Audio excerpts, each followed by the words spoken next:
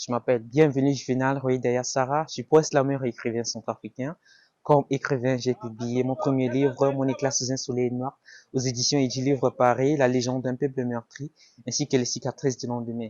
J'ai à la fois contribué à la publication d'un recueil collectif avec une dizaine des écrivains centrafricains intitulé Des mots d'amour pour les merveilles du Centrafrique.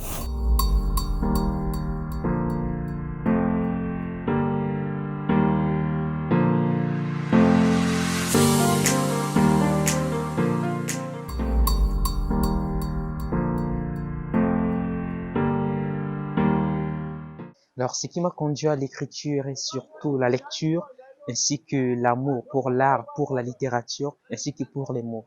Parce que j'étais enfant encore, je me suis habitué à lire à travers mon père qui était aussi un grand lecteur et qui l'est aussi toujours. Et puis à la fois, j'étais aussi bibliothécaire à l'âge de 15 ans au petit séminaire et finalement, je suis devenu un grand lecteur et aussi un grand en quelque sorte, voilà, apprenti de l'art, surtout de la littérature. Et pour moi, les mots représentent beaucoup pour moi personnellement aussi, ainsi que pour le monde. Et finalement, au cours des années, je suis devenu écrivain et j'ai publié mon premier livre en 2023, le deuxième en 2024 et le troisième en 2025. Alors, mes dernières œuvres, surtout La légende d'un peuple meurtri, ainsi que Les cicatrices du lendemain. La légende d'un peuple meurtri est un récit poème, un long récit poème constitué surtout de deux textes principaux qui parlent justement de l'engagement social de l'État d'un peuple qui se trouve à bord de l'agonie et aussi d'un peuple qui souffre du jour en jour sans assistance sociale. Ainsi, j'ai exploré aussi cette thématique-là parce que je me dis qu'étant aussi un poète, je me vois toujours comme quelqu'un d'engagé, comme le porte-parole de la société. Et pour moi, c'est une belle occasion de m'exprimer à travers ce livre. Maintenant, Les cicatrices du lendemain est un recueil de poèmes de 128 pages publiés aux éditions Impliquées à Paris qui rassemble un certain nombre de textes qui parlent justement de notre vie en quotidien, de tout ce qui se trouve dans le monde, de ce qui se trouve en Afrique, en Europe, en Asie et autres, et qui parlent également de ces cicatrices-là qui peuvent également surgir au lendemain.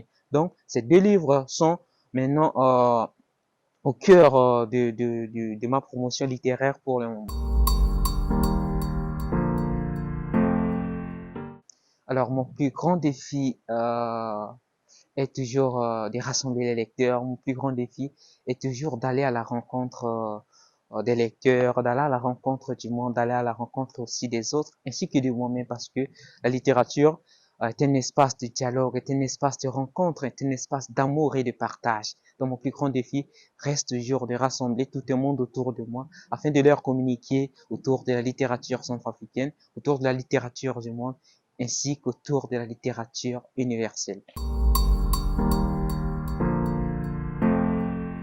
Alors, il y a plein d'auteurs qui m'ont marqué depuis mon enfance. D'ailleurs, je parle ici de ces auteurs africains, centrafricains, autres, Pierre Sami Makfoy, et plein d'auteurs aussi, Honoré Douba et autres qui m'ont marqué. Je parle d'Alain Mambonkou, ainsi que de Marc-Alexandre Obambe, qui est un auteur franco-camerounais qui m'a marqué dans mon écriture et qui m'a révolutionné surtout. Et je parle aussi d'un auteur camerounais qui m'a aussi marqué, il s'appelle Ferdinand Oyono avec son livre Une fille de boy. Donc plein d'auteurs m'ont marqué dans le monde littéraire.